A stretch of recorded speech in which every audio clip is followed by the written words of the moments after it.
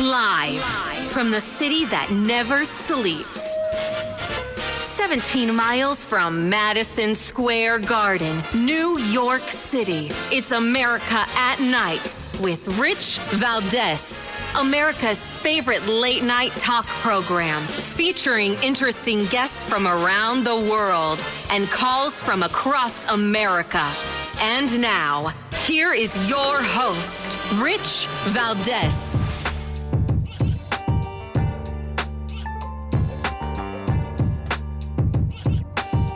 Hi there, good evening, and what's up, America? I am Rich Valdez, Valdez with an S, at Rich Valdez on all of the social media. Welcome to the show. Our phone number, 833-482-5337, 8334-Valdez. And it's always an honor to be here with you guys, 7 minutes past the top of the hour. And today, every now and again I have a few phone calls, a few text messages, emails, stuff like that. People reaching out to me reaching out to them, just to find out what's going on. And one of my conversations today, it really was impressed upon me, when I finished the conversation, that there is so much going on in our country that really has the same root. You guys know I spent 5 years as Mr. Call Screener on the Mark Levin Show. And something I learned from the great one, Mark Levin, was how serious Marxism is. He wrote a book a couple of years ago, American Marxism. And it was an excellent book, and I recommend everybody read it. Focusing on a lot of things. Principally, how Marxism has become Americanized, right? And what American Marxism looks like. And then, a lot of tangents from that, how it grows, where it comes from. And it builds on, previous books he'd done on topics like on freedom of the press, right? And how the press had evolved over the years. But I feel like sometimes it's good to go back to school on this stuff. And Marxism is rearing its ugly head like it's nobody's business. And I think we're at a place in time, we've reached the place in history where people don't think Marxism is bad. They don't think communism is bad. They don't believe that we have the level of communism creeping in our ranks that many of us see already coming. And I think this is a dangerous place to be, right? And the danger being we stand the opportunity, the chance to lose a lot of things, to lose liberty, to lose more ground to the Marxists, amongst many other things. And I bring this conversation today because if we've lost sight of how bad, and I'm going to use the word deadly, right? How deadly Marxism is, then all of us need to go back to the drawing board and start to, resharpen our pencils and figure out what are we doing, right? As activists, like those of us that, care about what's going on in life and try to make a difference here, how we teach our children, how we move forward with things. Because it is insane to me. It's insane to me how far the needle has moved. And yet, people aren't shocked. They're not awed. I'm looking at a story here. New York Post, 5 days ago. Safe injection site. This is part of a headline, but let me just stop it. Safe injection site. What is a safe injection site? It's a place that the government pays for you to go and shoot drugs into your vein. That's what a safe injection site is. So this is the headline here. Safe injection site brings daytime public sex to East Harlem. Getting my own porno show. This is a piece in the New York Post. This is not an opinion piece. This is a news piece. They're shooting up and getting down. New York City's controversial taxpayer-funded safe injection site. Safe injection. It kills me the way that we've lost grip on language here. Has reached a depraved new low. Addicts are so zonked out that they routinely have sex in broad daylight, often at the doorstep of neighbors that are forced to endure the X-rated free-for-all. The New York Post witnessed the madness firsthand in East Harlem at the headquarters of On Point. This happened just recently, a week ago, 5 days ago. This, as it's listed here, a horn dog couple were conjoined for 15 long minutes and kept going even as pedestrians awkwardly walked past them. I mean, let that sink in. There's a photo here now. Listen, there is a photo here. There's a photo of a man behind a woman that's bent over in front of him. I hate to be so graphic. This is what's happening in New York. This was at 4:30 p.m. on a Wednesday afternoon, next to somebody's steps, and you could see people walking on the sidewalk. This right here is where the Marxism conversation comes from. Now, Rich, it's a big leap, right? I know somebody's criticizing me right now. It's a big leap to say that Marxism is the cause for public indecency, public spectacles of sex. It's not. Why? Because I've never seen someone embrace safe injection sites or open areas for public drug use, clean needles, whatever and what have you, but the Marxists. They literally are always trying to destroy what's normal, what's good. It's part of how they operate. Well, where's the sense in that? The sense is the subjugation of having a permanent lower class. Marxism works on a class system. If there is no lower class, if there are no people there, there's nobody to say, workers of the world unite. If everybody were actually prosperous, they'd fail. The other thing that would cause them to fail is if everybody went to church. If everybody believed in God and was part of what the left likes to call organized religion, that would also destroy Marxism. It can only exist when the state, the government, is your daddy. When you rely on the state, on the government, for your next meal. This policy, safe injection sites and all the crazy that goes with it, you know who promotes things like this? Zohran Mamdani. Now, you would think, well, where are the police? Well, Zohran Mamdani also is calling to defund the police, right? He wants to have the conversation. He wants violence interrupters. So he wants people to use drugs publicly, which leads to what? Sex in the streets for free and for pleasure, right? Because when it comes to sex for work, what they call sex work, which the rest of us call prostitution, he's for legalizing that as well. He doesn't want anybody getting arrested for sex work. Now, you tell me, these people that are quote-unquote sex workers, you tell me if they're not the victims of trafficking more often than not. Of course they are. So Mr. Mamdani's plan to legalize sex work is going to lead to sex in the streets in broad daylight, no police to stop them, increased amounts of trafficking. He's doubled down on having New York City remain a sanctuary city. He absolutely despises ICE. He doesn't want to deport anyone.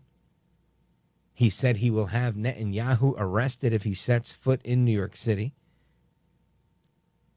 He's, from my opinion, he's very antagonistic towards Jews. And he's against capitalism. He hates billionaires and said he's going to raise taxes. all while doing a government takeover of bodegas, supermarkets, convenience stores, grocery stores.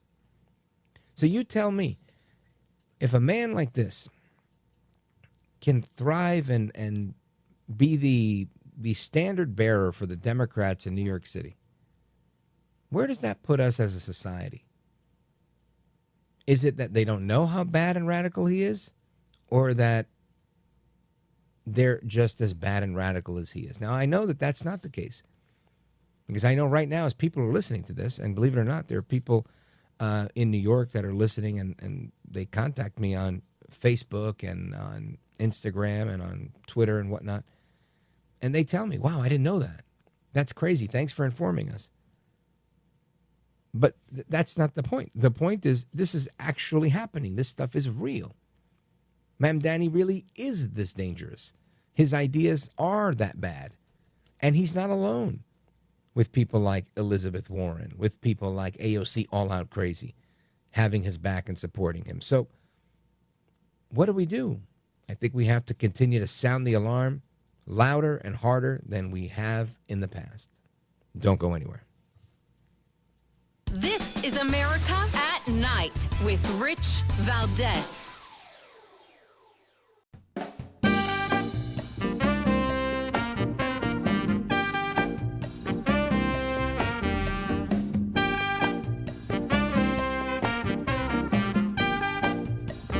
Well, thank you, Rich, and thank you for everything. I know you very well, and I listen, but I have a lot of people that listen, and they love your show, and I appreciate it very much. America at Night with Rich Valdez. Because he's the president, I want to give you a chance to respond directly to him. How do you respond? Are you a communist? No, I am not. And I have already had to start to get used to the fact that the president will talk about how I look, how I sound, where I'm from, who I am, ultimately because he wants to distract from what I'm fighting for. And I'm fighting for the very working people that he ran a campaign to empower that he has since then betrayed. And when we talk about my politics, you know, I call myself a democratic socialist in many ways inspired by the words of Dr. King from decades ago, who said, call it democracy or call it democratic socialism, there has to be a better distribution of wealth for all of God's children in this country. And as income inequality has declined nationwide, it has increased in New York City. And ultimately, what we need is a city where every single person can thrive. That is Zohran Mamdani. And interestingly, he talks about how he's not a communist, how income inequality is on the rise in New York City. And I can tell you one thing. We haven't had a Republican in New York City in 20 years. Maybe it's the Democrats that are leading to this income inequality, and the fact that you have a Republican in the White House that is the reason why things are getting better. I want to get to the bottom of this with James Hirsen. He is New York Times best-selling author and a columnist at Newsmax. James Hirsen, welcome. It's my pleasure and honor to be with you, Rich. Interesting bite you play there, because he's talking out of two sides of his mouth, saying, I am a communist. I am not a communist, but then I am a communist, because he's talking about redistributing wealth. And who does that redistribution? Right. And where does it come from? So it requires taking property away from someone and giving it to someone who doesn't have it. And so that requires central planning and a government. But this guy has talked and made statements right out of the Communist Manifesto. He has said he wants to take over the means of production. His plans involve government-owned food stores and confiscation of private property. He said, you know, if you call it abolishing private property, whatever you want to call it, that's okay. So whatever he says, his ideas are pure, utter communism. And, and this thing with socialism in the world is nothing but incremental communism. And the organization of Democratic Socialists, the Democratic Socialists of America, that have never had a Republican join, I believe, but there are a few Democrats that are in there, but right now their poster boy is Mamdani. that is if you read their literature, you see what they stand for today. They are pure and utter communism. And communism is the most evil, the most oppressive, and I hate to call it an ideology because it's not an ideology. It's not really even a legitimate form of government. It's a scam. It's like a and cult. I know I depart from some people, but that's what I think. It's a con man's dream ticket. Yeah. That's what it is. It's really good. It's great. I appreciate that you put it that way because, I have a friend who grew up in communism, and I just saw him this afternoon. He stopped by my house, and he was telling me something about he was born in Cuba, and he was telling me he was complaining about Nicolás Maduro, and he was saying these guys are all the same. They're all strong men because they cut off communication with the world, and people don't know what's going on, and they only know what they're being told. But at the end of the day, he said what you said. He said, this is all a scam. They just keep doing the same thing and robbing people and taking money until they can't. And as long as they can keep going to the same people when they do need a handout, and the same people he's talking about are China, Russia, maybe occasionally Iran for the Venezuelans, they'll continue to do that. And I thought it was an interesting point because they do have their own little fiefdom, and they really don't do a whole lot of business with the majority of the world. Oh, it's absolutely true. And the ultimate evil blossomed is in North Korea. And when we get pictures smuggled out of North Korea, we know the average person is starving in North Korea and emaciated. And we've all seen Kim Jong-un. He's very well nourished. And that's a poster of communism. It's interesting. I share some of your story with your friend. I'm originally from Chicago. I grew up in a neighborhood where immigrants from Cuba, the first wave of people fleeing Castro, came to we didn't have a little Havana, but it was just like a tiny Havana.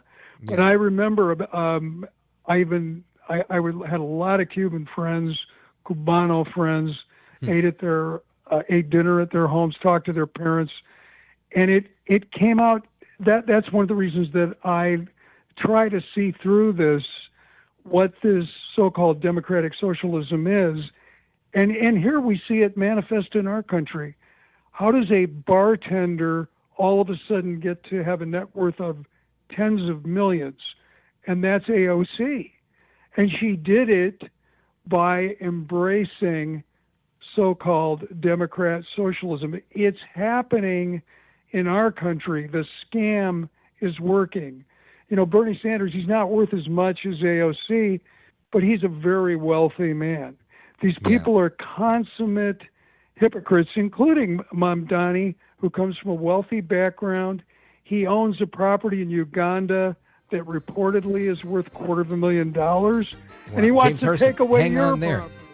Before we get, I want to continue on this Mamdani with you. I just have to take a pause right here. Amigos, we're coming right back with James Hirsen. He's a New York Times best-selling author. He's an international business attorney, and you've seen his columns on Newsmax.com. And we're coming right back to continue this conversation about Zohran Mamdani and how he's concealing his communism. Don't go anywhere. I'm Rich Valdez.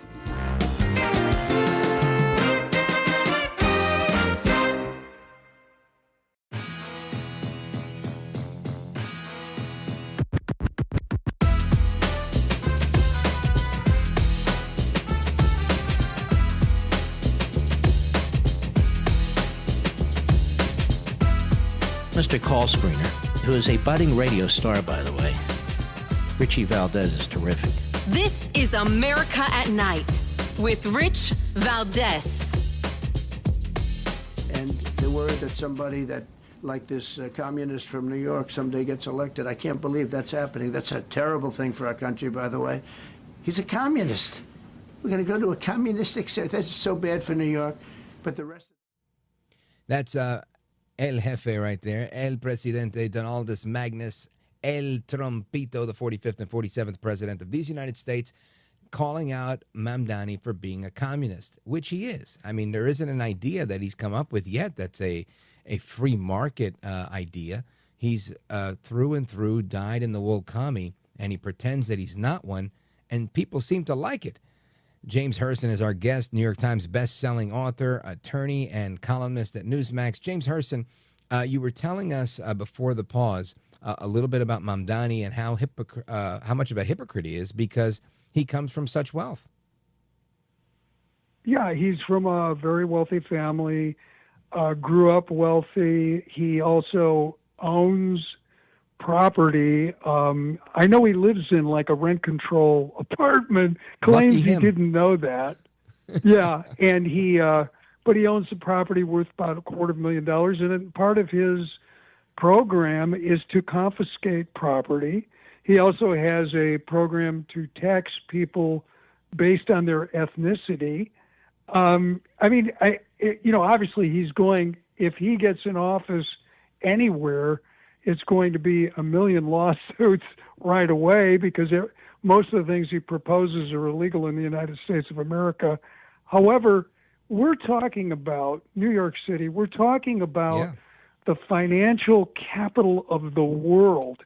We're talking about something that's a crown jewel of America. I know it's suffered since the days of Giuliani, but Americans across this country care about what happens in New York, and that's why I'm gratified. I heard there's no less than, maybe more now, 5 super PACs that have come into existence, basically funded primarily by money from New York, from business, to do everything they can to stop Mamdani. And of course, the big reason that he's ahead in the polls there's 2 reasons. One is that we have an uneducated, younger voter class who hasn't been taught, with the polls show that, I think this latest poll showed 43% of the young population saying, communism's okay. And so they need to be, so part of this ad campaign is going to be educational. But the other reason is because of the votes being split. And that's why there are people in the Trump administration, people from outside the state, people inside the state watching those polls, and they're saying, hey, if somebody is ahead come mid-September, then we're going to try to make a deal and get the others to drop out. Because admittedly, other than Curtis Sliwa, the other 2 are not really great candidates. Yeah. However, this is an anybody but Mamdani moment. And I think that has to be, somewhere along the line, patriots have to convince these people to do what's for the best for the country and the world. Yeah, I agree with you. And, I had a conversation with a pollster, and the opinion was that the reason Mamdani does well is because of exactly what you said. But people don't know how bad he really is. They think that it's just like, it's socialism. How bad could it be? Try something new, give him a chance. They don't realize the depth, the gravity of how detrimental this could be. And, I always tell the story, and I'm sure you remember this too, of Mike Bloomberg quite cockily saying, you know it and I know it, Goldman's not leaving the city. And right after 9/11, Goldman left the city, and they put up the biggest building in New Jersey, and they're in Jersey City now. And it goes to show you that when you mess around with big business, they will go somewhere. They don't need to be in New York City, and that's to the detriment of the city, not to big business. Sure. Hey, you're talking to a guy who's in Southern California. I'm in a state where they already have Mamdani policies, and we have seen a flight of wonderful businesses, job-producing businesses, most of which went to Texas. Many have gone to Florida. And think of the New York Stock Exchange leaving New York City. That is a real possibility if this guy gets in and he starts implementing, and think of having no real estate development in New York City and having the real estate investors abandon the town. I mean, it's just the kind of economic calamity, and we just have to look and talk to people like you and I did from Cuba, but talk to people from Venezuela, who Hugo Chavez and Nicolas Maduro, crooks, basically took them from a position where they were one of the wealthiest countries in the hemisphere and took them down to this level where at least they've hit rock bottom, and now it seems like they could possibly turn around. But you remember a few years ago, people were starving in Venezuela. There were reports that they were eating zoo animals and dogs, eating their pets. Yeah. And dogs, yes. And I want to add, James Hirsen, that report that you're talking about, the one I heard, it came from Jorge Ramos, the big, huge lefty from Univision. No fan of right-wing media, right? Exactly. Univision, which rarely reports a fact, right. and probably would say that Mamdani is not communism, which all the leftist fact checkers are saying that he's not. They're doing a technical fact check, but clearly his ideas line up with communism. And the ideas of the Democratic Socialists of America are essentially communism. So him being a communist is a very precisely accurate label. And so he's, this guy he's telegenic. He has a nice smile. Yeah. But he's a guy that hasn't worked in the private sector except as a rapper. Right. He's a showbiz guy. So for him to shift around like he has, he was a strong advocate. You look at his statements back in 2020 when the George Floyd riots were raging, and he was clearly on the side of defunding police. Yeah. He was clearly on the side of tearing down statues. And a lot of those policies are still in his platform, but those are the things that this ad campaign has to focus on. And James Hirsen, I think you're 100% right here. The strategy here, and I'm calling on every activist that's listening to make sure that they understand how important this is. The contrast has to be made, and I think you hit the nail on the head. The political field will shape itself up. Yeah, I think whoever becomes the biggest, I don't want to say attacker, but really spreader of truth, we'll call it, right? Whoever really calls this guy out for who he is and what he is, and educates the public on the campaign trail is gonna is gonna win over all the votes that are anti-Mamdani. And I think there's going to be a lot of anti-Mamdani votes because right now he's just getting them because he's running against Trump. He's saying, right now he's running on a here's what I'm going to do. We're going to take on Trump. We're going to. This is a strategy that I've seen work. Bob Menendez won his United States Senate seat in New Jersey running against George W. Bush. That was, literally the signs. I live in Jersey. You would see signs, and it was, Menendez versus Bush. It was just crazy. And I remember at the time thinking, do people realize that he's not running against the president? But it didn't matter because that was their, and we hear that from all the prominent Democrat figures. Newsom is running against Trump. Right. We hear constantly everyone in the Democrat Party is running against Trump, and that was a Democrat strategist telling Mamdani, you don't focus on these guys that are running against you because they're splitting the vote. Focused on Trump and make yourself a champion anti-Trump, and that's what he's doing. But people have to understand that and look at the policies, the public statements he's made, and people think, well, I can't do anything. I'm not a prominent person. I don't have a platform. Hey, we live in a technological society. Everybody's got a platform. That's right. So all you have to do is use your X account, your Facebook account, your Instagram account, and put up the truth about Mamdani, and what a terrible threat he is, not just to New York City, because it's as I say over and over again, it's the financial center, the financial capital, our proud financial center. And we got to keep it and not let it fall into the hands of essentially, not a Democrat, but a far left communist. Yeah, a real deal communist. James Hirsen, you can find him at jameshirsen.com. That's Hirsen. James Hirsen, anything I need to let people know? Where do they follow you on X or Instagram? Give them your handle.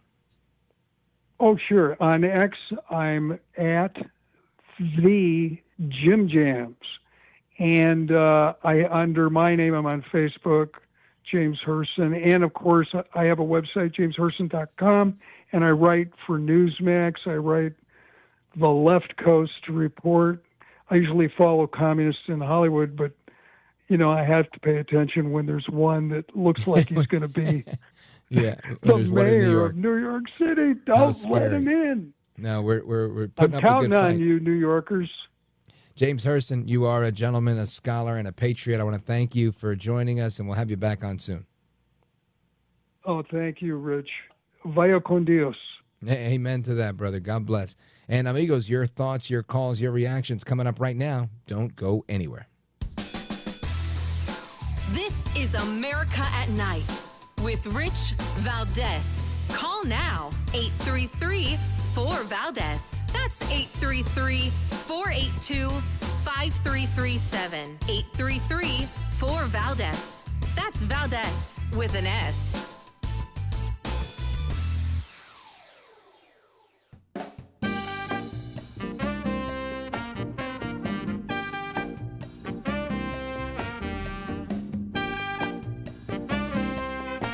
Call now, 833-4-VALDEZ. That's 833-482-5337. 833-4-VALDEZ. That's Valdez with an S. All right, amigos, welcome back. And to the phones we go, 833-4-VALDEZ. Let's go to Jeff calling us from Berryville, Virginia, WMAL. Go for it, Jeff. All right. The other Jeff? We lost Jeff. Let's go to Steve. Steve's in Atlanta, Georgia, WGKA. Steve, go right ahead. Thanks for taking my call, kind sir. Yes, sir. My pleasure. So I'm first-generation Cuban. Are you too? Are you also? No, my family's from Puerto Rico. Okay. I'm first-generation Cuban, and my mom, my mom, yeah, she was a daughter of my grandfather, anyway, Cuban, architect in Cuba, and they took everything. Now, luckily, her sister, and her brother were already going to high school over here. The reason why is because they were so wealthy. They had 6 servants, great life.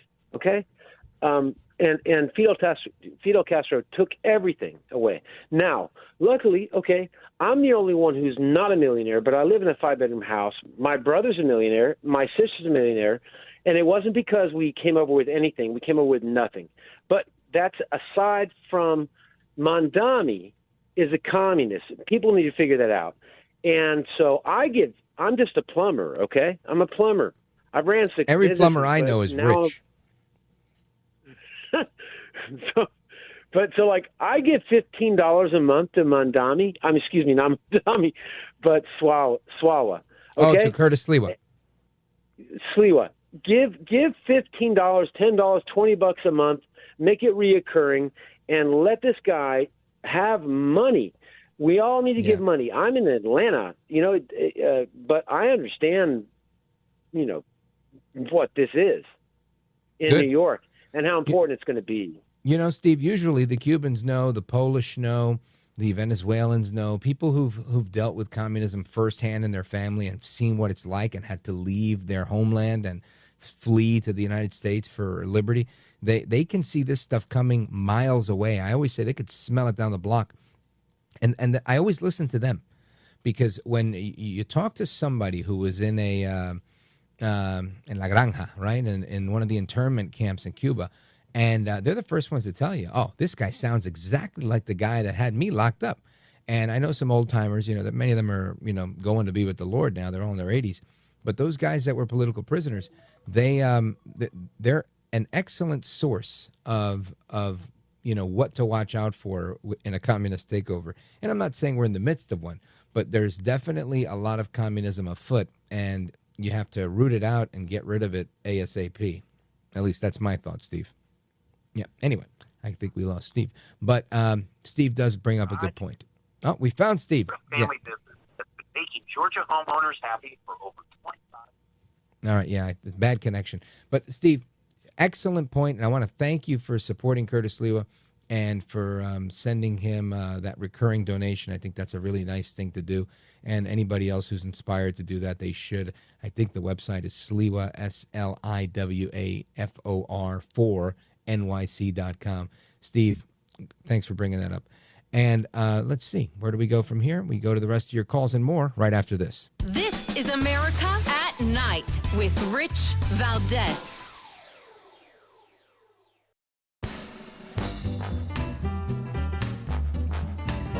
All right, amigos, welcome back. Rich Valdez keeping you company all night long. Well, at least until the time they say. Anyway, the phone number, 833-482-5337, 833-4-Valdez. And let's go to our guy, the faithful Paul, Boise, Idaho. Go for it. Thanks for taking my call, Rich. Pleasure. Yeah, I think Mamdani, or however you pronounce his name, to me, he looks like a cheap suit. Somebody gets like a cyborg job and looking down at the pavement for a dime or something. And he's kind of a nothing burger. You take that suit off and there's a veneer. And underneath that veneer, you find a guy that wants power. He's thirsting for it. And people are drawn to that because it's power to them. And it's not power completely yet. Only if that guy gets elected is he going to be able to wield his power. And he's going to have quite a backing by the Dems. I've noticed quite a large backing by the Dems to join that communist bandwagon if they're not already on it. What do you suggest we do? I would suggest pump some more money into Curtis's to be able to elect Curtis. Oh, his that's campaign. What I would do. Not just money, but a lot of signs, a lot of door knockers, all that stuff. You got to get to the back of the basics like they did with Trump. They didn't just let Trump do this on autopilot. He had the plane to get him around, but he was getting us little folks busy too down here where we wanted to be busy, to be a part of something special. And we got it, and we can see where we can go in a real quick hurry with this Mamdani guy. I don't buy it. Listen, Paul, I think you're 100% right. I don't buy it either.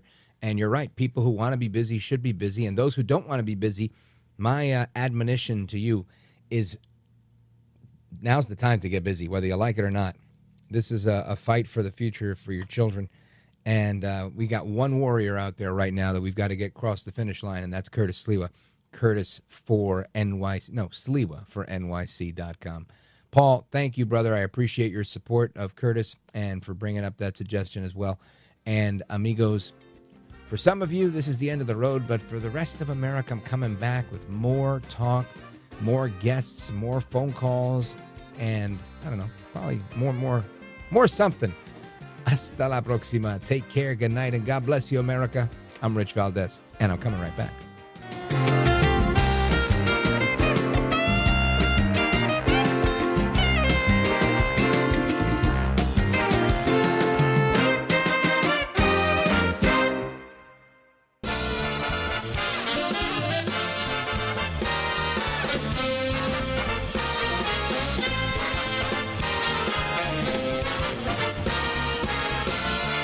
Live from the city that never sleeps. 17 miles from Madison Square Garden, New York City. It's America at Night with Rich Valdez. America's favorite late-night talk program featuring interesting guests from around the world and calls from across America. And now, here is your host, Rich Valdez. Hi there, good evening, and what's up, America? I am Rich Valdez, Valdez with an S, at Rich Valdez on all of the social media. Welcome, welcome, welcome. It is the Thursday night edition of the program. We're live and national, 7 minutes past the top of the hour. Back for another hour. Happy to be with you. And I want to give you the phone number. It's 833-482-5337, 833-4-Valdez. And there's plenty to discuss tonight, lots on the agenda, but I want to start with a couple of the things that are, pressing, right? I was looking at some of the headlines tonight, and I couldn't help but think, my goodness, this story gets better and better, right? The story of the person throwing the Subway sandwich at the ICE agent, and now this person was ID'd as a Department of Justice employee, and they've actually been fired. Yeah, how about that? I'm watching the video on television, and I see the guy, and he's running. It's just crazy. And this idiot in D.C. who threw a sandwich at a federal agent on the streets in the Capitol was arrested, and now he's been identified as a former Department of Justice employee because he got fired. Attorney General Pam Bondi announced earlier today that Sean Charles Dunn, 37 years old, is facing a felony assault charge for the sandwich toss, and he's been fired from his job at the Department of Justice. Let me tell you, good riddance, right? You don't want people like this in your Department of Justice when they're throwing sandwiches at cops and whatnot. But that's how it is. And she made a very bold statement, Pam Bondi, saying, if you touch any law enforcement officer, we will come after you. Good for her. I'm glad she did because, I think the cops have been getting a raw deal here. And, that's just how it goes sometimes when you're the cops. But this guy, not only was he fired, he was charged with a felony. So, Mr. Dunn, you done did it now. You done did it. What a pendejo. Anyway, I want to continue here. There was a couple other things I wanted to get into. Let me see. Oh, this is another interesting one here. Listen to this one. The feds are seeking the death penalty for the Zizian cult member who murdered a Vermont Border Patrol agent. This happened a while back, but today they're asking for the death penalty. The Justice Department announced that today, that they're going to seek the death penalty against a member of this cult-like group, the Zizians, right? Or Zizian. I don't know how they pronounce that. But I remember that was a wild group. Teresa Youngblood, 21 years old of Washington State, is amongst the group of radicals. They were computer scientists focused on veganism and gender identity. I remember this. They were like transsexual geeks, some of them, like computer geeks. And AI. And anyway, they were linked to 6 killings in 3 states. This woman, Teresa Youngblood, she is accused of fatally shooting Border Patrol agent David Mayland on January 20th, the same day that President Trump took the oath of office. And Ms. Youngblood was initially charged with using a deadly weapon against a law enforcement officer and discharging a firearm during the assault with a deadly weapon. But the Trump administration pushed early that they wanted more serious charges, and today her murder charge was met with this the potential penalty of the death penalty. So we'll see how that continues to play out. But I agree with this stance. You have to take a strong stand and go with the highest crime, not the lowest crime. Right? This is, in effect, what I think we should always do. Now, when it's appropriate, right? Always do it when it's appropriate. There are times, I think, that if you go with the highest crime and you try to overcharge, you're not going to get it. But in the case where, it's premeditated and to me, it's a slam dunk, right? I mean, I'm not the prosecutor on the case, but it seems like it makes all the sense in the world to go for the gold here. But this is a problem of the making of the Democrats, right? The Democrats created this problem. And by that I mean I've got a clip that's been making its way around social media of Karine Jean-Pierre, the former White House press secretary, and she's going over why things in D.C. are the way they are. Because she lists how they've made it easier, or they've reduced the criminal charges for murders. They reduced the criminal charges for home invasions. They reduced the criminal charges for carjackings. And all of these things are what are running rampant through D.C., right? People are doing it because the Democrats moved to make these things less of a crime. Why? Their thinking was too many people of color are going to jail for these crimes. So let's not prosecute them. And then less people will go to jail, people of color. Right? That was the idea here. Their thinking. What happens? More crimes, more often. Doesn't matter what color they are. It matters that they're criminals and that they're doing bad things. So now you have this situation in D.C. where people are running amok, and you have to have the president step in, right? Things are so bad, you've got Department of Justice employees slinging sandwiches. I mean, it's out of control, and it's going to remain out of control until somebody comes in and takes over. And I think this is the part people lose sight of, right? They think it's just going to go away on its own when it, by design, was made that way. What's that, Mr. Good? Say it again. All right, let's listen to Karine Jean-Pierre. A couple of things that I just want to lay out for all of you and on what the D.C. bill does. It reduces maximum penalties for offenses like murders and other homicides, armed home invasion burglaries, armed carjackings, as I mentioned, armed robberies, unlawful gun possession, and some sexual assault offenses. I did talk to the team, and we have a couple of things that I just want to lay out for all of you. So you've got this softening on crime. Is it any wonder, not to me, that you've got people going buck wild in the streets? Why? Because they were told, hey, listen, before we'd put you in jail for this long, now, maybe it's a slap on the wrist. That's not a way to deter crime. That's a way to invite crime. So the problem in D.C. is a problem of Democrats' own making. Now, tomorrow's the big day. El Trompito, Donaldus Magnus, the 45th and 47th president of these United States, El Presidente, sitting down with Vladimir Putin. What's going to happen? How does it go down? I don't know. But while he's got that going on, he's got so much more going on. We've got cartels that are running amok all over the place. And you've got the Department of Justice out there hitting them where they can. Then you've got all 5 branches of the military that are now on board.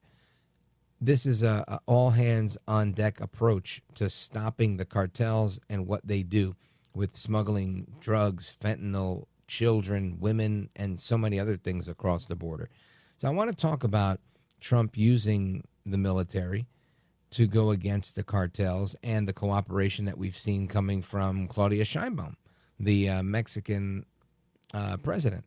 Is she being cooperative because she wants to be? Is she being cooperative because she's being coerced? Does she not have a way to go? Is this political pressure that she just can't she can't get away from? I don't know, but we're going to have that conversation straight ahead. Don't go anywhere. This is America at Night with Rich Valdez.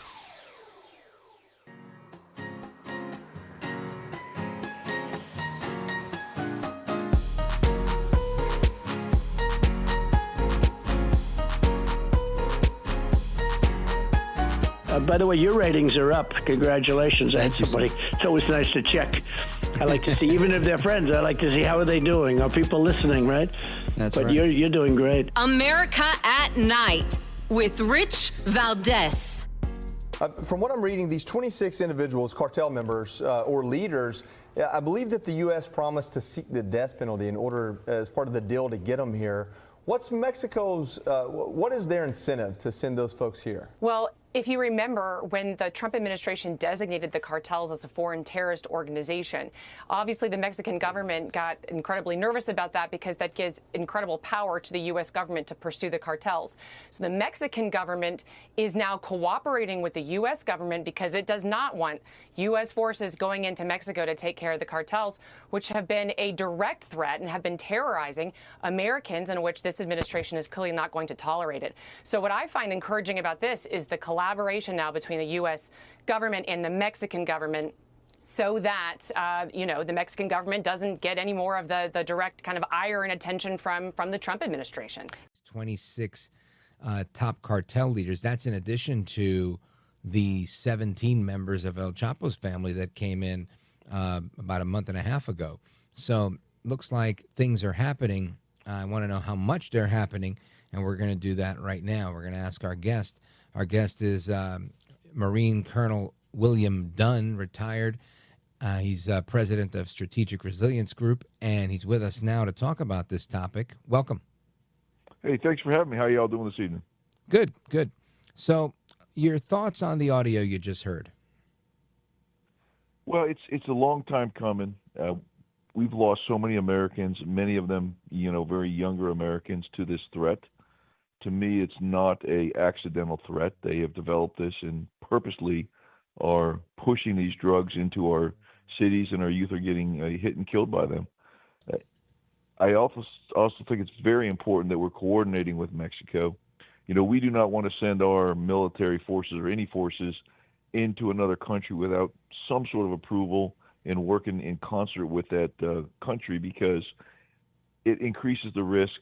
It increases the risk to our men and women. And then obviously it puts what I would consider a damper between the relationship between the two countries. Would you say that there isn't already an existing damper on the relationship now with Sheinbaum, or do you think we have a good relationship as is? I think overtly on the Mexican side, they need to make it look like we don't have such a great relationship, because they have internal issues. Obviously, if you're a sovereign country, you don't want to tell your people, your constituents, that another country is going to do military action without your approval. So if you present we're going to, support America front in your own country, and then internally when you're working with, government to government, maybe it's a different story. So I think we'll see a little of that. And I also believe firmly that the Mexican government and the, Mexican citizens will reap a great benefit of these actions if any military type action takes place. I think they'll reap a benefit. I suspect they have a lot of their young people that are also dying from fentanyl and other drugs. So I think they'll appreciate a joint effort in this endeavor. Now, some argue that there is, I guess, some of these states, these countries like Mexico, Colombia, for example, are narco states where if you got rid of the cartels, their economy would falter incredibly. Do you think that's the case with Mexico? Do you think that they're secretly rooting on the cartels because they have so much invested? I hope that's not the case. I think we've all seen routinely open source corruption, open source statements where, they turn a blind eye to some of these actions that the cartels make. But, Mexico's a great country. If you help clean it up, get rid of some of the corruption, they will find another way, another form of good to provide to the world. And the reality is we just can't take it anymore. There are southern border. It's not just Mexico. It's other countries like China pushing fentanyl through a porous border that's no longer porous. But how many Americans must die before we do something and before we take the lead?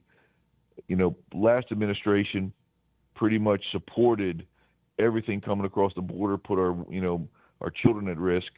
New administration, President Trump is going to put a stop to it. And I think it will be seen by the world as a great thing. It's just how do we get to the end state? And to me, if I was the president, I would put out a firm end state, and for the world to see is that our goal is to reduce over the border drug flow by 95% or whatever that is, whatever he comes up with. And then, you let the planners, whether it's military, whether it's State Department, you let the planners help build the plan, ideally with support of the Mexican government. But you build a plan and show how we're going to get there and make that the push, make that the mission. How would you go about doing that? Well, the first thing, we have what I call the others. We have our special operators that, do great things for this country all over the world. I've seen them. We've supported them in the conventional forces. We do that routinely. You do not want the others to show up on your door. So the threat of the others coming should pose a great risk to a cartel and ideally make them potentially change what their goal is as far as sending stuff into America. The reality is, if they were to stop sending the drugs, you don't have to take a military action. If the end state gets there in a peaceful way, then that's great. If they're not sending drugs to America, that reduces the risk, reduces the threat, and probably reduces our president's drive to send, if you will, military action. But I'd put the threat out there. The second thing I would do is I would coordinate tightly with the Mexican government. And I suspect the Mexican government has very specific threats that they would like help with. And I think in concert, we could do a combined operation and to help reduce that threat to the Mexican people and the Mexican government while helping reduce the flow of drugs across our border. And then the third way is all bets are off. If they don't support us, the flow does not, suspend or reduce. We have ways of making our outcome become very real and probably in a very short amount of time. And we have the assets to do that. Sounds good. Colonel William Dunn is a 33-year Marine Corps veteran. He served in multiple combat deployments as an attack helicopter pilot and currently serves as the head of Strategic Resilience Group, where he supports our troops in a variety of different scenarios. Colonel Dunn, I want you to stick with me to continue talking about the geopolitical implications of this as well as what it looks like. Because I think your notion of the others is right, and I think that President Trump kind of alluded to that way back when in Trump 1.0 and was able to get a lot of things done, including the MPP, the Migrant Protection Protocols, the Remain in Mexico policy. So let's see how it works on the fentanyl front when we return with Colonel William Dunn and me, Rich Valdez. Don't go anywhere.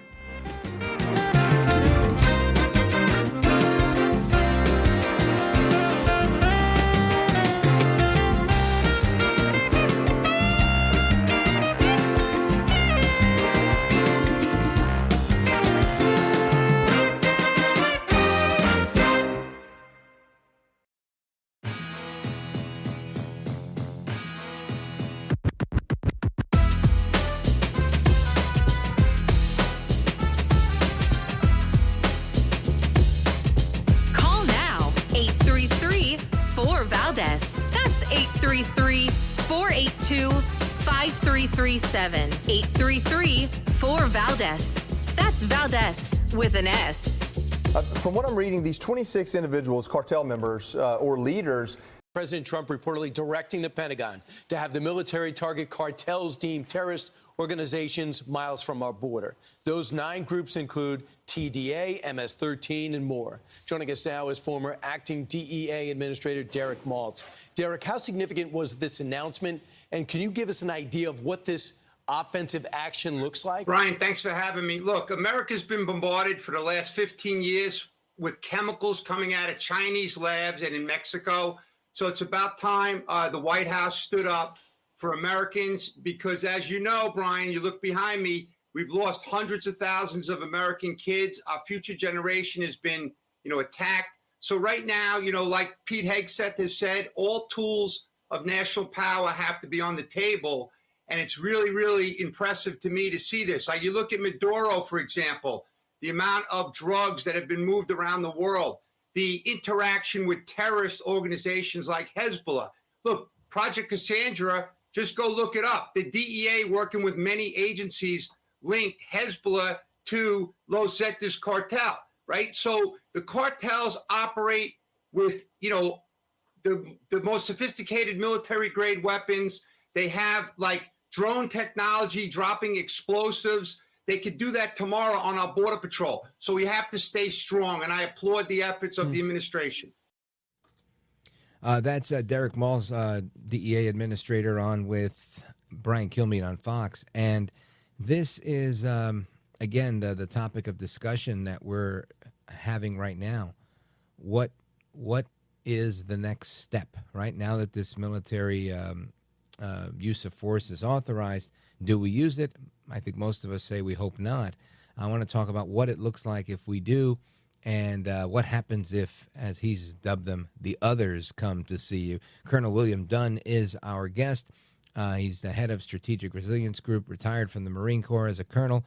Colonel, what do you think about this? We kind of left off on that note with the idea of using military force, and we talked about the political implications and making nice and, backroom deals and whatnot.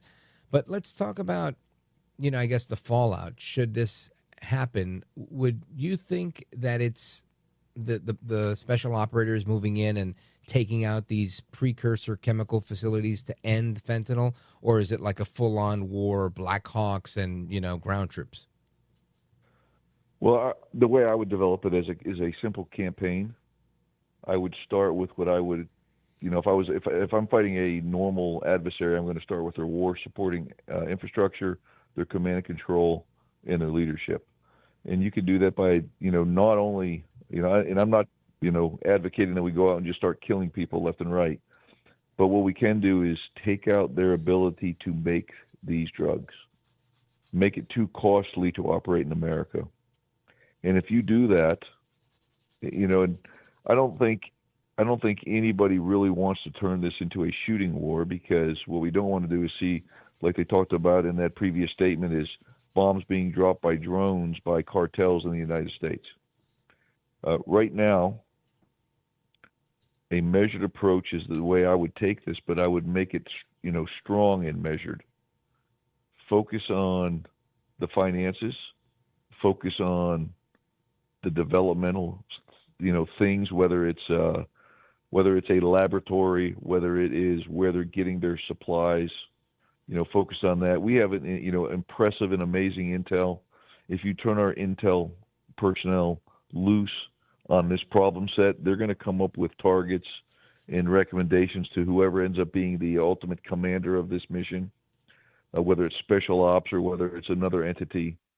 And then you work with the Mexican government and ideally find a way to build this campaign that has a very specific outcome. And that outcome should be, as I mentioned earlier, a specific reduction of, are we ever going to get to zero? I don't think that's a realistic plan. I don't think we'll ever get to zero. But as we've secured our border and we've reduced these gotaways substantially, almost down to zero, I think has been the last 2 months. So if you're able to do that, reduce the flow, and then find a developed campaign plan that shows you how you can get to the heart of this problem, I think we'll see great results very quickly. And then ideally, you take the adversary and make them not want to operate the way they've been doing it. And if they turn their direction somewhere else, then that becomes another discussion between President Trump and the Mexican government. Colonel Dunn, if there is a concern that the cartels will use drones to bomb people or targets in the United States, then it would be smart to take out their drone bombing capability as well as these laboratories, no? Well, 100%. And, that goes into that war supporting infrastructure. And the worst worst guess, thing. Go ahead. Yeah. The worst thing they could do is kill an American overtly in a drone strike. That is I think that sounds kind of crazy. It sounds like a war. Well, if they do that, then all bets are off. And remember that measured approach that I talked about? Yeah. Even though they're killing Americans with fentanyl, when you do it with a weapon, it changes the dynamic. Because right now, as terrible as it sounds, some of the people that are buying these fentanyl drugs are buying them on purpose. So But when you kill an American because you're bringing in an extra weapon and breaking into our country, then you're attacking us. That is going to, that would be like giving President Trump the carte blanche to operate without the Mexican government's approval. And, no adversary should want the might of America coming down upon you. No adversary should want that. Yeah. Reminds me of recent events in Iran. So exactly. I agree with you on that front. Colonel, I want to thank you for your time, and I want you to tell everybody, where they can get a copy of your book, Gunfighter's Rule, and how they could find out more about what you do. Well, thank you. Yeah, Gunfighter's Rule is a book about my time in the Marine Corps over 3 decades and a bunch of time in Iraq supporting combat operations. You can get it on Amazon.com, but anywhere you can buy a book. I think you'll enjoy it. And my website is colonelwilliam.dunn.com if you want to log in and see some previews of the book there. And then for Strategic Resilience Group, we're just a hard-charging group of men and women supporting both DOD, other government organizations, and the VA, supporting a whole different myriad of capabilities to help make our brothers and sisters in the military safe and stay strong. Outstanding. Well, Godspeed to you in your mission. Thanks for the analysis, and we'll definitely keep in touch with you as things continue to develop. And I guess quick question to you with just a minute or two to go. What do you expect to be the outcome of tomorrow's sit-down between Vladimir Putin and President Trump? Well, that's a great question. I think what we're going to see is it'll set the stage for future negotiations, and it's going to set the stage for, ideally, an ultimate cease to hostilities in the Russia-Ukraine war. But it's not going to happen overnight. If it's my guess, we got 5 to 10 more meetings between President Trump, Putin, and Zelensky, and then ideally you'll get Zelensky and Putin in a room one day. But it's not going to happen quickly. 3 years, neither side's going to back down right away. President Trump knows how to negotiate, and I suspect he's using both the carrot and the stick method for both of these players. And ideally, we'll get out at least at some point where we start, reducing the casualties and the killing in this brutal war that's been going on for so long. Well put, sir. From your lips to God's ears. Thank you for being here again. Godspeed to you. You are a gentleman, a scholar, and a patriot, sir. Well, thank you so much for having me, and I hope all your listeners have a great, wonderful, and safe weekend upcoming. Hoorah. Yes, sir. Thank you. Thanks for your service. And amigos, we continue. Your thoughts, your calls, your opinions on everything that's going on, this and everything else we've been discussing. 833-482-5337, 833-4-VALDEZ. This is America at Night with Rich Valdez. Call now, 833-4-VALDEZ. That's 833-482-5337. 833-4-VALDEZ. That's Valdez with an S.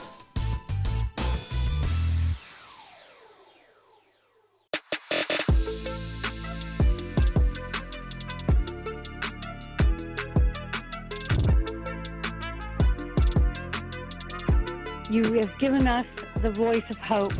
You give us hope, and we thank you so much for that. You make things seem brighter.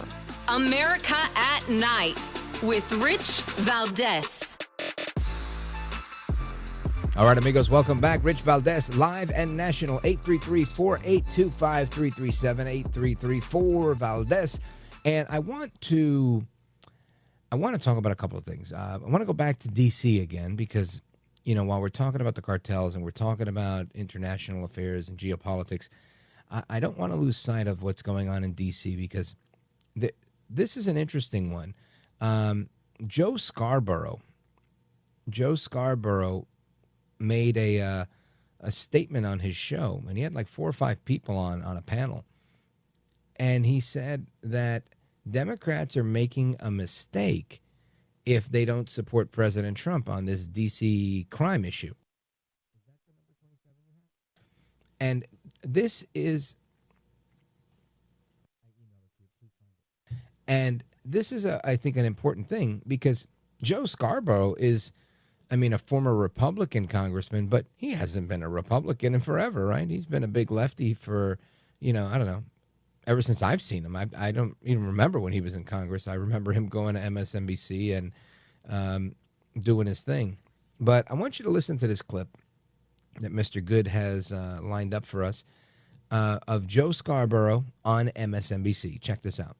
The answer to this problem for Democrats is not, oh, everything's okay, there's nothing to see here, move along. Oh, Washington has dropped 24% or whatever in crime. Well, let me give you some other numbers. The Washington Post took a poll at late April, early May. 91% of Washington residents say crime is a problem. 91%. 51%, it is an extremely serious problem. And John Heilman, we've had people before put this in racial terms. And this is, I must say, this is one thing that I think Democrats have gotten so wrong about crime. So wrong about crime. Let me just read the Washington Post here. There are stark divides among lines of race and income in the poll, with black residents and lower income residents significantly more worried about crime than white residents and those with higher incomes. As they were last year, black women are among the most concerned, with 65% saying crime is a very or extremely serious issue, compared with 82% who said the same thing last year. That's Joe Scarborough. Listen, either he hit his head or the old saying about the broken clock being right at least twice a day is true. Of course, these people are concerned, right? If you have a higher income, guess what happens when they break your car window? You fix it quickly. When you are working paycheck to paycheck and you might have to pay bills for this, or like I was for many years, paying child support, doing whatever, trying to feed my kids that lived with me at the time, or at least lived with me part-time. That's a lot, right? I was taking care of my dad before he passed away. A lot on my plate, and more bills than income, that was for sure. Of course you get nervous. You know how you're not nervous about crime and about anything else when you have money to get out of a jam. And I'm just using myself as an example. Of course these people who have less income are more concerned with crime. What happens if something happens in their neighborhood, a shooting, and they close down a street and they can't get to work on time? That impacts their income, right? So there's not to mention the actual fear of being hurt or somehow, injured in something like this. So I think this is plain as day to me. When I hear someone make an argument that sounds like this, I don't know why President Trump is doing this, because you know what? Crime in D.C. is down double digits, and stop. Just pick up any newspaper, any website that has to do with D.C. on a Monday morning, and look at what happened over the weekend. It's like Baltimore. It's like Chicago. It's like New York City. These places are in bad shape. I don't care what color you are. Nobody likes crime. Nobody. Not even the criminals. Trust me. That's why they start making money, and guess what? They leave. Every criminal I know, if they didn't go to jail, they got out of the hood. Why? Because nobody likes crime. So yeah, Scarborough got this right, because it's like saying water's wet and the sky's blue. This is an obvious one. Anyway, let's hit the phones. I'm like, yeah, I guess I can. I can hit the phones. We're going to go to Joe. Joe's on the phone from WLAD in Bethel, Connecticut. Joe, go right ahead. Good evening, Mr. Valdez. My man, Joe. How are you, sir?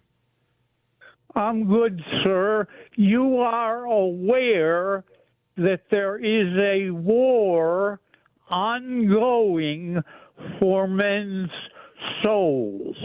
Yes, there is a war on our souls. I believe that to be true, sir. I want you to know that America tonight is the Super Bowl of the battle, and you are the chief umpire. Oh, that is so kind of you, Joe. Thank you for your kind words. I really appreciate that. I'm just trying to do my thing over here because I got to leave this country to my children, and maybe one day I get grandkids. And honestly, I was raised to leave things better than you found them, right? So go the extra mile, clean the thing up. You borrow somebody's car, take it for the good wash, not the cheap car wash. And we have to do that with everything, right? With everything, you just got to do the right thing, and try to leave things better than when you got them. Joe in Bethel, Connecticut. Godspeed to you, my man. Folks, we're coming right back. Your calls and more. Don't go anywhere. This is America at Night with Rich Valdez.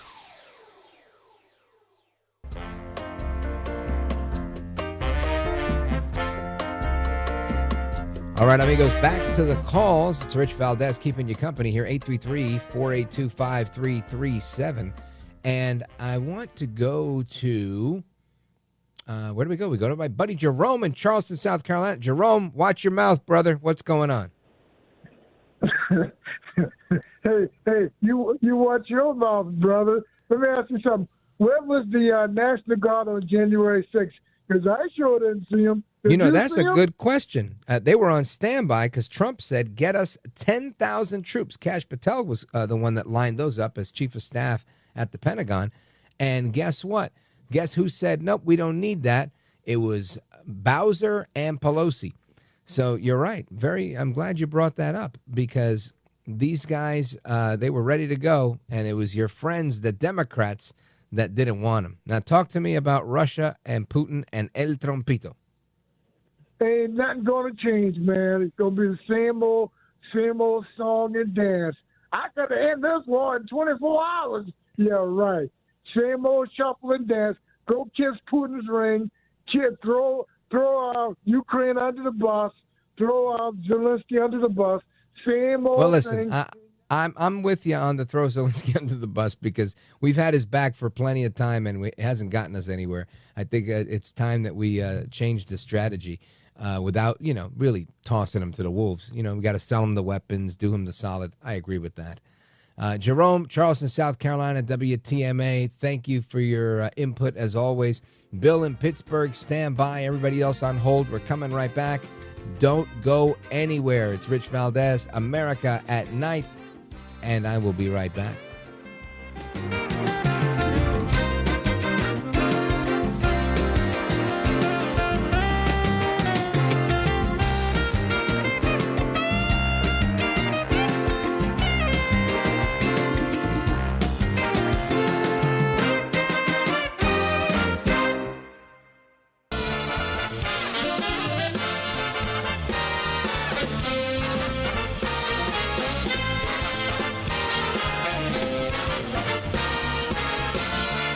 Live from the city that never sleeps.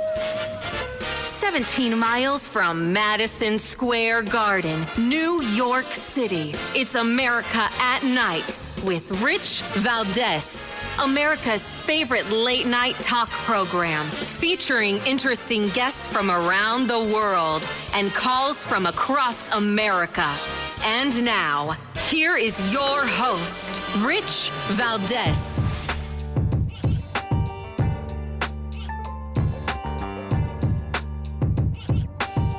Hi there, good evening, and what's up, America? I am Rich Valdez, Valdez with an S, at Rich Valdez on all of the social media. Welcome to the Thursday night edition of the program. Yet another hour for you, live and national. Here's the phone number if you want to join us on our late night national town hall conversation. 833-482-5337, 833-4-Valdez. And I guess from now until November, take a page from Hannity, and we're going to call this the Stop Communism Express, right? We have to make sure that we mobilize Americans from every corner of this country to either donate or just show up in New York City to help Curtis Sliwa win this campaign. And moreover, it's really about stopping Mamdani. It's about stopping communism in its tracks. It's about stopping the redistribution of wealth, stopping the defunding of police, stopping the sanctuary city policies that he embraces and that all the communists seem to. This is a race with really 3 communist sympathizers and 1 patriot. This should be a no-brainer. You've got the hatred, not only of the police, but against ICE as well. The anti-Semitism that is espoused by Mr. Mamdani. I mean, it's just literally out of control. It wants to legalize prostitution, which is clearly going to continue to promote human trafficking. He's an anti-capitalist, hates billionaires.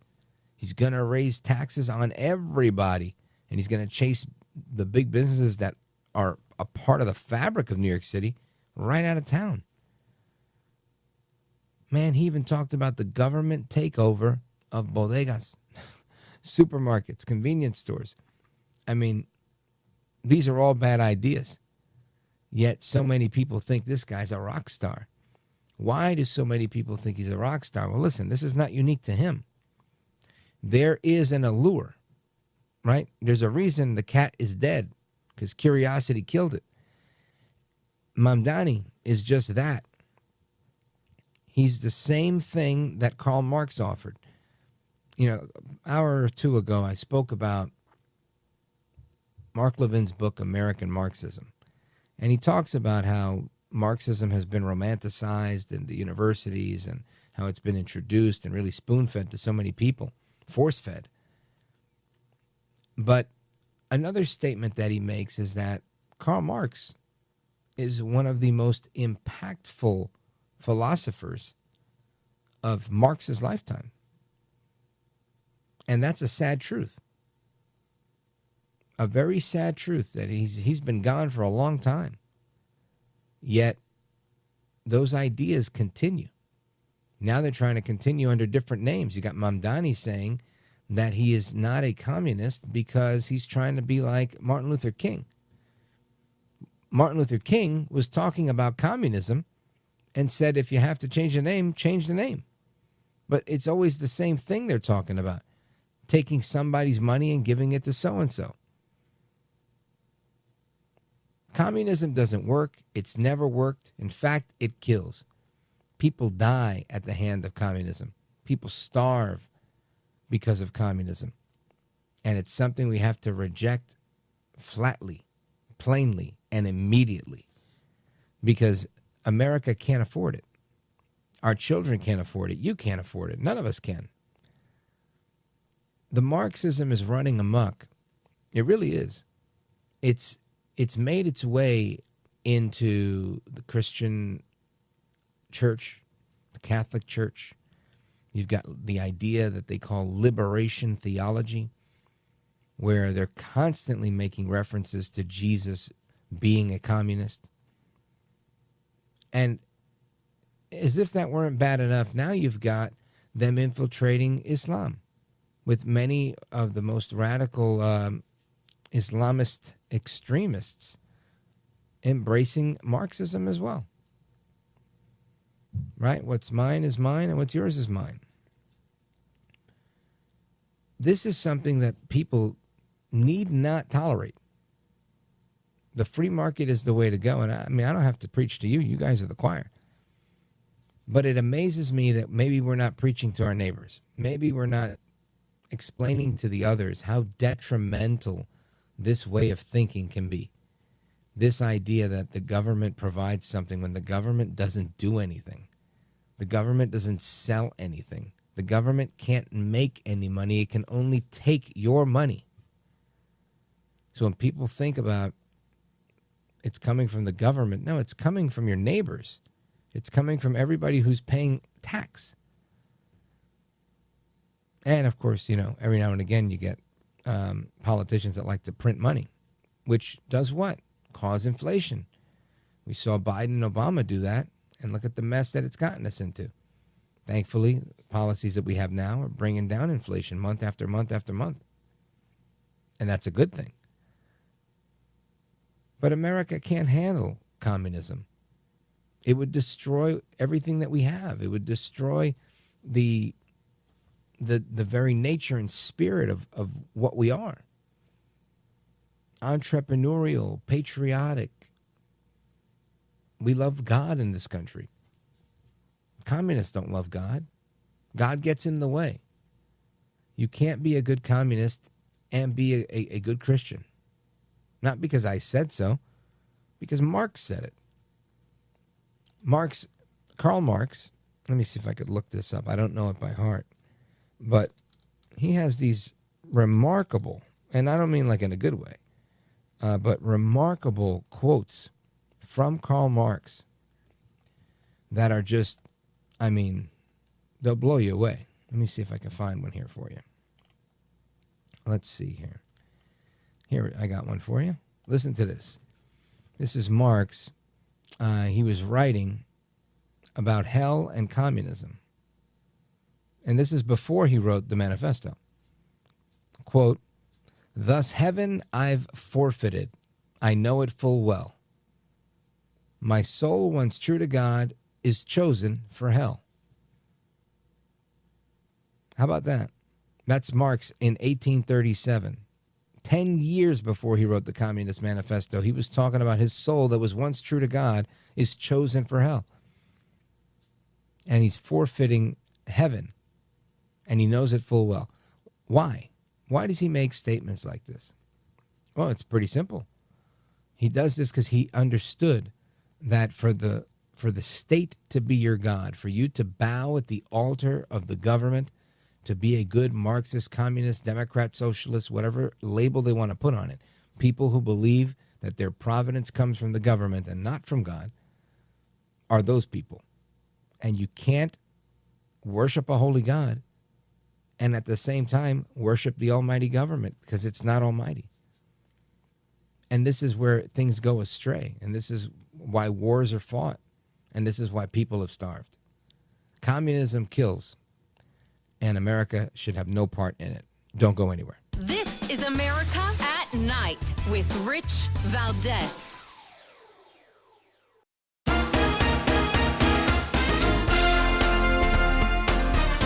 I want to listen to you, Rich, all the time. America at Night with Rich Valdez. All right, amigos, welcome back. I want to talk about a couple of things about people coming into our country. And I saw a clip that I'd be remiss if I didn't play for you right now and for our guest that's about to join us. And it's of a pro-Hamas student advocating for the intifada right on campus. Listen to this. The encampments, almost a year ago now, reclaim not just space from the university, not just the Palestinian narrative, but education itself. They made the language of revolution ubiquitous, made it irresistible. If we do not escalate our commitment to struggle in step with the fascist states, the time has come for you to do more. Revolutionary intellectual and martyr Bassel el-Gharaj said that to carry the intifada to the end, the individual must accept learning what the revolution requires, not what will provide a comfortable life. So I ask you again, will you do what the revolution requires? Yes! Will you do what the revolution requires? Yes! Martyrs rising from the rubble! Martyrs rising from the rubble! We will carry on your struggle! We will carry on your struggle! There is only one solution! There is only one solution! That, again, is a rally. And this is, again, a call for students to become martyrs, to rise from the struggle, to see the intifada to the end, and for a revolution. I mean, you tell me, which part of that sounds peaceful? I want to get some reaction to that from our guest. Maureen Vandersteel is with us. She's co-founder of the American Made Foundation. Maureen, what do you think? Anne, excuse me. Actually, that's Forgive okay. me. Hey, good evening, Rich. Yes, this is what I witnessed coming across the border, going back with Michael Yon on Operation Burning Edge when we launched, this really deep dive into the border down in Texas and then going deep into the Darien Gap. Michael Yon has logged more months down there than anybody I know, and I've spent a significant he's a time rock down there star. myself. He's been doing stuff like that for years. Yeah, he really is. He's in Japan right now with his beautiful wife, Misako Ganaha, and they continue to look at the weaponized human migration, which has been a problem for a long time. And it's coming from and funding. Unfortunately, we're funding it. We're funding it with our tax dollars through the UN, thus disseminating it down through International Organization on Migration, in addition to a whole host of other NGOs. That money needs to stop, and we could talk about that in a separate segment if you want to. But again, this has been a plan from the beginning. It's the oldest trick in the book to destabilize countries from within. And this is what we're facing. We're facing an existential threat that's now inside our country, but it has been developed in hand in part by our own government, by our own agencies working in tandem with other agencies around the world. But more significantly, they're here now, and they intend to keep destabilizing us and trying to sort of indoctrinate our youth. And one of the things I'm having this conversation a lot lately is the Gen Zers right now are waking up, because these kids grew up born with cell phones and iPhones when they came out, and they are sort of detaching themselves, and they're seeing the propaganda for what it is. I really feel like the Gen Xers, the millennials particularly, have really are in a difficult spot because the brainwashing is complete. But the Gen Zers, to me, are the ones that I see are going to be starting to turn this ship around. And what you're hearing to me is nothing more than a propaganda-fueled display on college campuses, and it's being funded by the very same powers that are funding this weaponized human migration, all designed to get into the heads of the youth and change their attitude towards who we are as a country. And it has really done an incredible job to destabilize us to this point, but through the steady hand and leadership we're seeing coming out of D.C., and I believe this next generation, the Gen Zers, that are just sort of fed up with the propaganda. And let's face it, they know what track and trace is because mom uses that cell phone. And they're starting to put that to the side and say, we've got to change. They're looking at this differently than what my generation is and the millennials are. And I think it's refreshing. So I still see hope on the horizon, but I call that clearly a propaganda play, what's going on in those college campuses right now. Yeah, and Ann, I agree with you. Folks, we're on with Ann Vandersteel, co-founder of the American Made Foundation.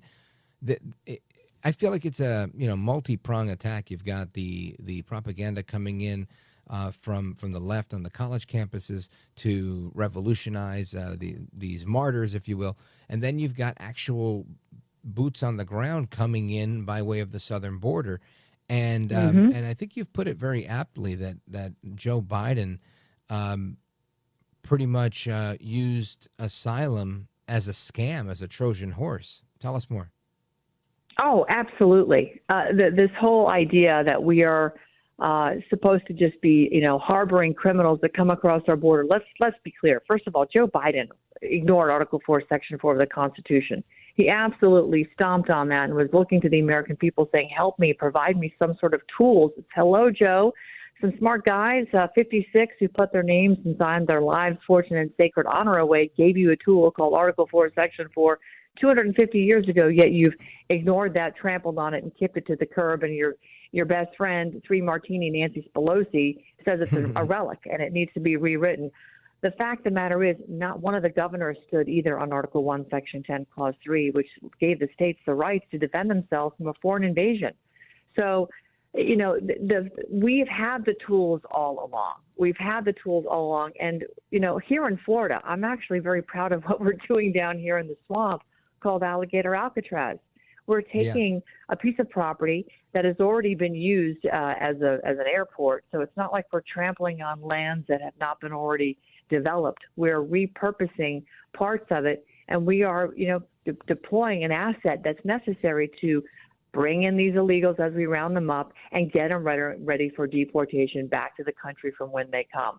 So I do applaud what President Trump's doing, and that Governor DeSantis is standing with him on this, because it isn't cruel to migrants. It is just treatment for illegal criminals that came into our country. And, these folks have, spent 10 minutes going in. When they get across the border, within 10 minutes, they're claiming asylum, and then they're being given a pathway to collecting Social Security money and getting a Social Security number so they can immediately be infiltrating into our system. Whereas, You and I have worked our whole lives to hopefully accrue something out of Social Security and to get the, quote, benefit of being a U.S. citizen, where these people cut the line, no different than cutting the line at Disney World on a fast pass. It's just cruel what is happening to Americans who are being forced to fund this, all basically at the point of a gun, because if you don't pay your taxes, what happens? Eventually, you're going to be facing the lawmaker. And this is so wrong on so many levels that these people are able to come in here and skate on the system. I'm proud of President Trump today for standing up and making sure Social Security is protected and removing hundreds of thousands off the Social Security rolls. I know for a fact, Rich, that I had IRS whistleblowers tell me we had millions of ITIN numbers, individual tax identification numbers, issued to illegals when they came across the border. I can bet you bottom dollar that those numbers are going to be track and traced right back into illegal voting. We're putting the data together, and that's what's coming out of all of this. It's a multi-pronged attack, like you said.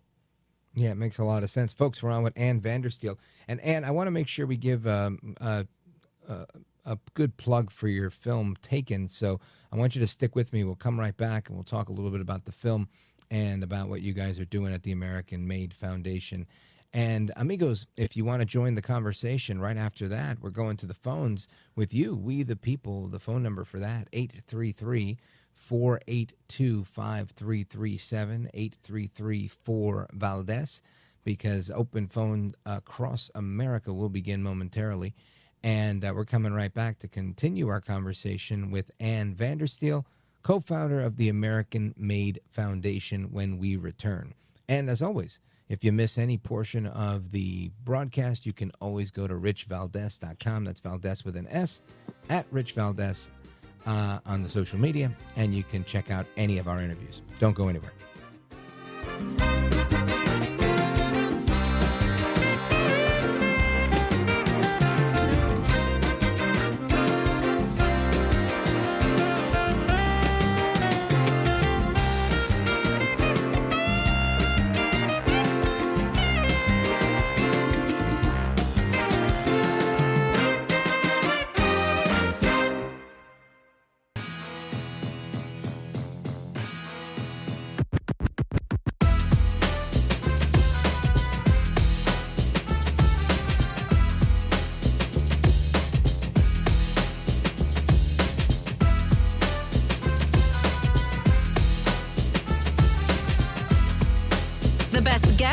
The best opinions.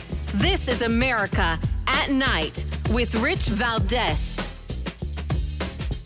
All right, amigos, welcome back. Rich Valdez keeping you company live and national, 833-482-5337.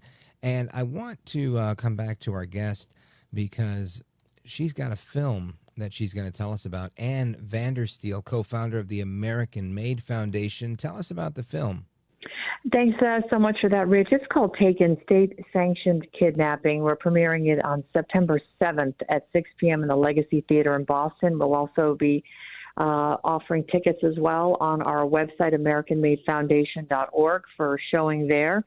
Essentially, we are taking a very serious look at child trafficking, which, of course, the border has been just rife with that, but we have it ongoing in our country. And just to kind of really put some polish on this and bring you up to speed on how significant this is, during the Trump administration and the first one, Secretary of State Mike Pompeo even highlighted in his 2019 yearly trafficking in persons report the sobering fact that foster care is the number one place where child sex traffickers prey upon children. And in our country at any given time, we have over 500,000 kids in foster care. Massachusetts presented a case in the last year that was absolutely startling. The Rivera family with 5 children, beautiful children, happily, married couple under common law, and had a 9-month-old child that the pediatrician was recommending a vitamin K shot, to which the family decided they did not want to do it for religious reasons. They weren't comfortable with the shot. And that pediatrician, as a mandated reporter, took it upon himself to contact Department of Children and Families and make a report. And the family was harassed. They went on the run to Texas, where there was a warrant for their arrest, and they literally locked up mom and dad in a jail in Texas for a month, held up for $2.5 million each over not vaccinating their son. then extradited them to Massachusetts, where the father stayed in jail another 6 weeks. The mother got out after 1 week in a $7,500 bond. Mr. Rivera had to raise $20,000, and the persecution, it continues. Here's the problem. None of this meets the threshold for why you would remove a child from a parent. 97% of the families that have been separated in Massachusetts don't meet that threshold. So we have a real criminal syndicate going on, and the funding for this syndicate is coming straight out of Social Security Administration, Title IV-E funding out of Washington, D.C., under the Health and Human Services umbrella. So we are very focused on defunding this operation. There are plenty of private organizations that don't take federal money in communities around the country that can certainly support families that are in distress, and that needs to be, really sort of taken a very serious look at. And we need to get the federal government and the state governments out of the business of raising the family. This is, absolutely egregious what's going on, and it's frankly detrimental. And this becomes a repeat cycle when these children have their families broken. They become broken themselves, and then the cycle continues on to the future. We've got story after story, and we're launching a federal lawsuit in the state of Massachusetts where we are going to be, hauling in all of the people that were involved in this atrocious act against the Rivera family. So this isn't just a film. This is a course of action that American Made Action, our sister organization, the C4, is taking. Now, if people want to learn more about the film or screen the film, what do they do? Where do they go?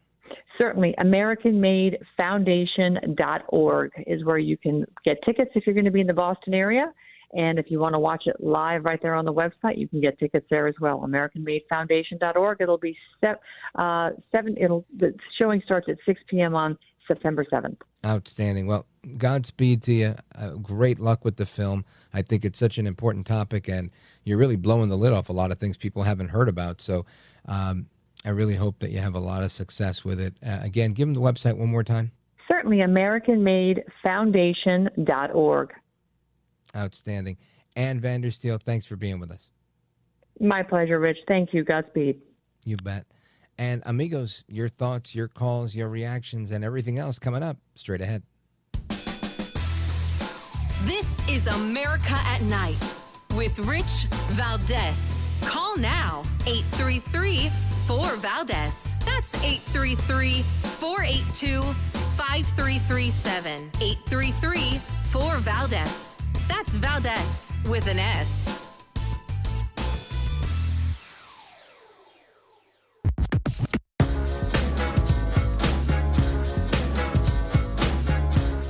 After the guest leaves every night, we're doing open phones, kind of at the heartbeat of America. And you sit there in this radio studio, and suddenly you hear voices. Mobile, Dallas, New York, Miami.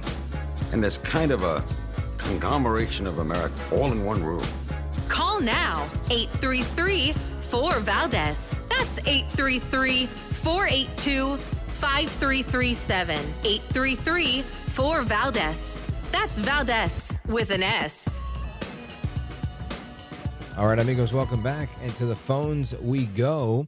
We're going to do some Open Phone America tonight. Of course, if you want to join us for Open Phones across America, I urge you to give us a call, 833-482-5337, 833-4-VALDEZ. And let's start in Pittsburgh, Pennsylvania, KDKA, and check in with our buddy Bill. Bill, go right ahead, sir. You're on with Rich Valdez. Hi, Rich. Hola. Hi, Rich. How are you, sir?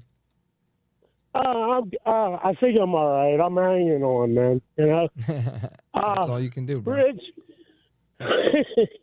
Hey, man, I turned 70 last year, and oh, God bless you, brother. Yeah, I hope he's still blessing me. You know, I want another 10, 15. And hey, man,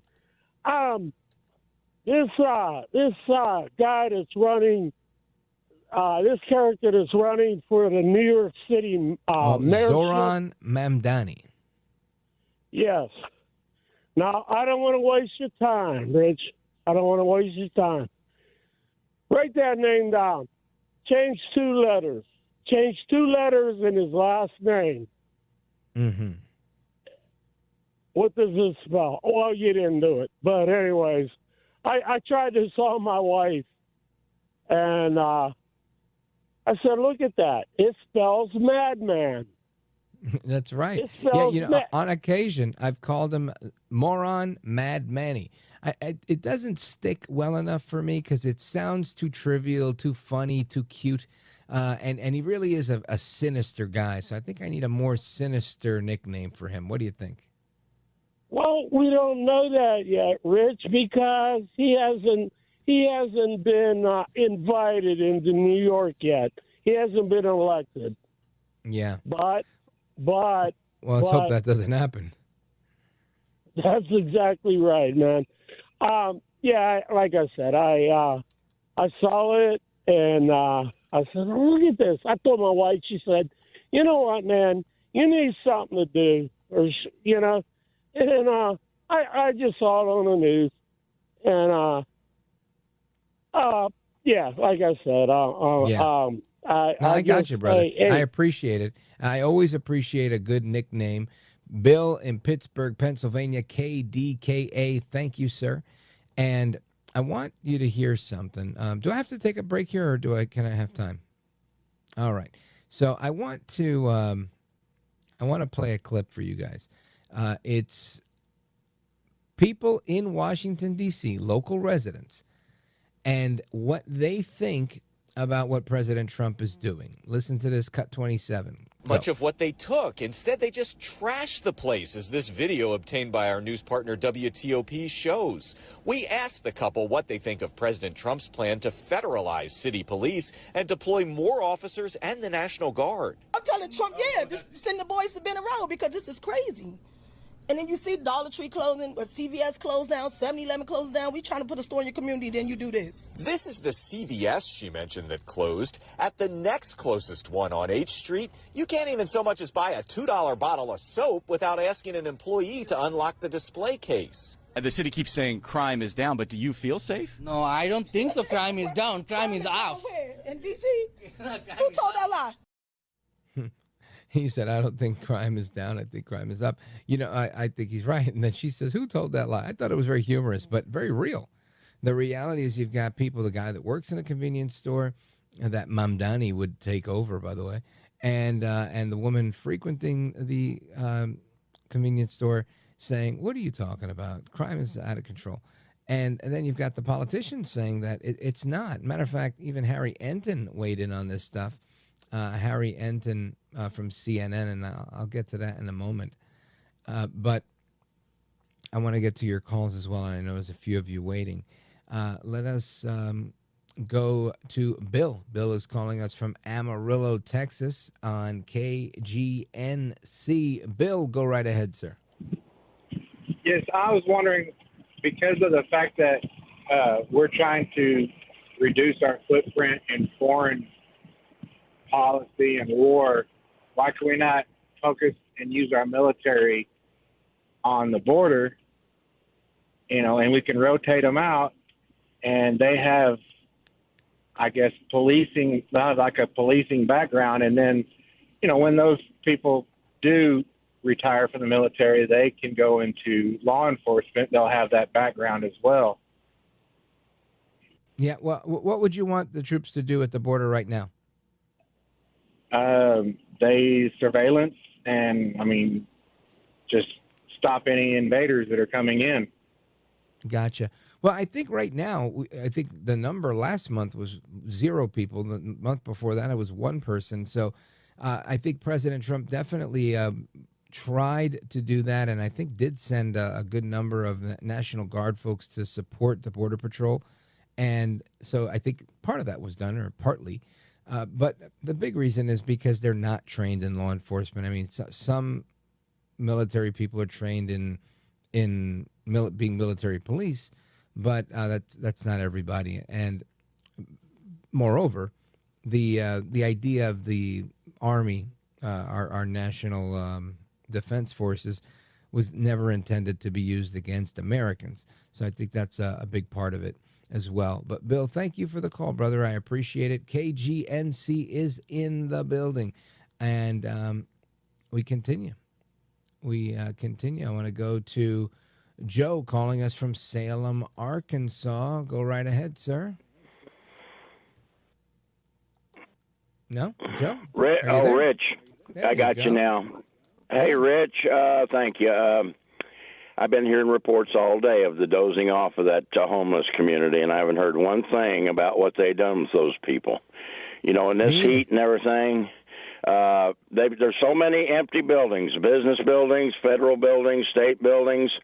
I wonder if there's anything in the great, big, beautiful bill to help renovate them and get them back on their feet again.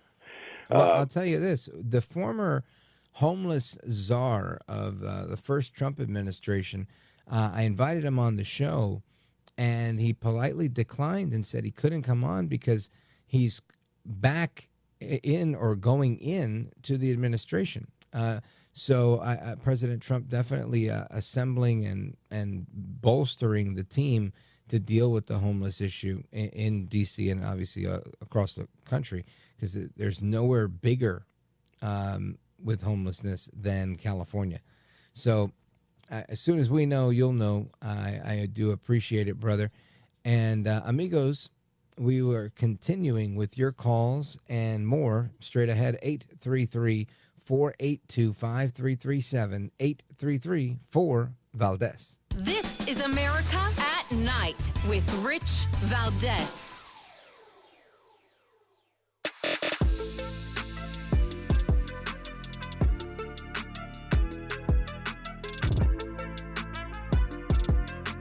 America at Night with Rich Valdez.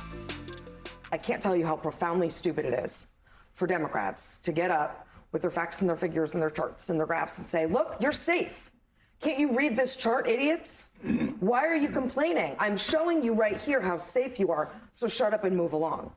I don't have to tell you how profoundly stupid that is because voters told you how profoundly stupid that was in 2024. You can't keep saying violent crime is down, but the murder rate's up. To the average person, the murder rate's about life and death. You don't brag about a rising murder rate. And the Democrats are, I agree with you, Mika, they're falling into the trap of defending what's indefensible. It's a trap. I've worked extensively with police, and I don't have a problem tactically with what Donald Trump is doing here. He doesn't have to be the most dangerous place on earth. Something can be improving, but still really bad. If your house is on fire and then a third of the fire goes out, it's less bad, but it could still be an emergency. I work in D.C. It is dangerous there. You cannot deny that. You cannot deny that. So this is what's going on. People are going back and forth with their thoughts on what's happening. And I'm curious to know your thoughts on this. 833-482-5337, 833-4-Valdez. But before I get to your calls, and I thank you for patiently waiting, I want you to hear this quick clip from Harry Enton on CNN. Listen to this. Yeah, okay. I think this sort of gives the game away here because Donald Trump is like Air Jordan towering over Joe Biden when it comes to their handling of crime. Look, in 2024, look at where Biden's net approval was on crime. Way underwater there at minus 26 points. It was one of Biden's worst issues. Granted, pretty much every issue was one of Biden's worst issues. And again, look at where Donald Trump is. Way, way, way above Joe Biden. What is that? That's 27 points. So Americans vastly prefer Donald Trump's approach to crime than they did to Joe Biden's. And again, I think it gets back to the point that Americans are far more hawkish on crime than a lot of Democrats want to admit. I think that's a very fair statement. So I want to know. Let me know what you guys think. Let's see. Let's go to Vern calling us from Wilmington, Illinois, WLS. Vern, go right ahead. Hi. Well, just touching a couple of different places. I'm going to give you just a quick shot of me. I grew up in Madison, Wisconsin, which was a hotbed in the 60s. But everybody had, the young people felt a common bond there but they had a pretty good point. I think the Vietnam War was a bad war, and everybody came to realize that. But, as I went along, things made more sense when you look at some of the stuff doing stupid stuff. And this guy here, with throwing a sandwich at, and he was in the department. He had to realize some modicum of what happens to people when they assault people, and here he threw his whole life away over a sandwich, That's just amazing to me. But there it is. It's this vitriol, poison, that they put in all these people's heads. And you know, maybe a guy like this gets a chance to get rehabbed. I don't know out of this, you know. Get that stuff out of his head and say, look what you did, you know. One would hope that we have homeless common sense, whether it's homelessness or crime or any of these topics. I think you're right, brother. Vern, we have to have a sound mind and really consider the stuff that's going on.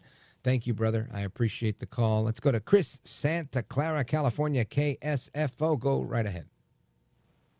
Hey, Rich. I wanted to chat briefly about this potential special election that's going to be happening out here in California. And, you know, I've done a lot of Democratic Party leadership for a long time. And my sense is this is going all Are you my in buddy that's called in here for a long time and works with the schools? Yes. Oh, good to hear from you, brother. How you been? Yeah, doing fine. You know, I served 16 years on the DNC and still on the state party board.